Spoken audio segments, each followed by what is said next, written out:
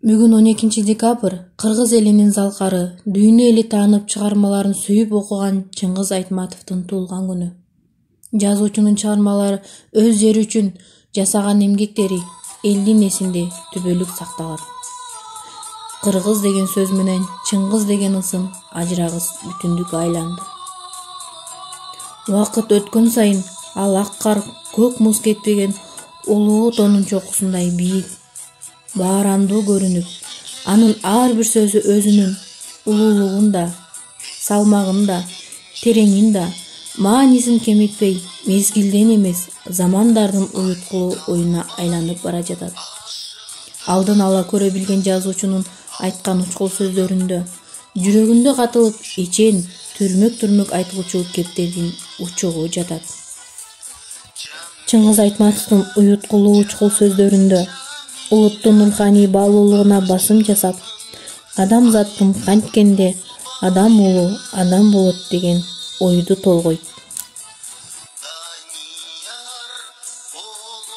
Адамзаттын эле эмес, ааламдын даанышманы улуу жазуучу Чыңгыз Айтматовдун учкул сөздөрүнө көңүл бурабыз. Адамдын башкаларга кылар эң чоң жакшылыгы үйүнөн адам болор балдарды тарбиялап өстүрүү.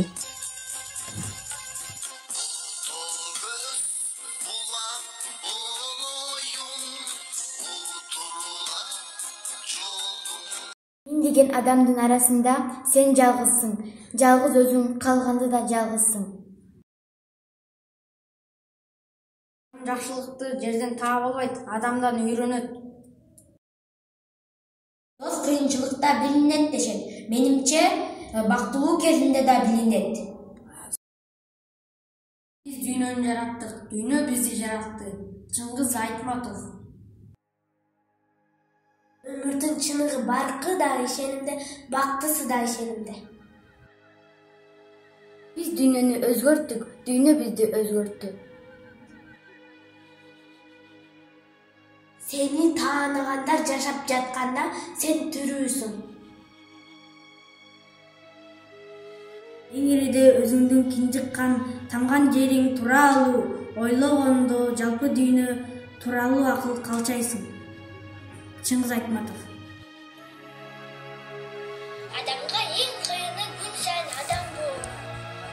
Жер ата журт деген баштыктай сүйрөп өзүм менен алып жүрөр нерсе болсо, анын баасы сокур тыйынга татыбас эми.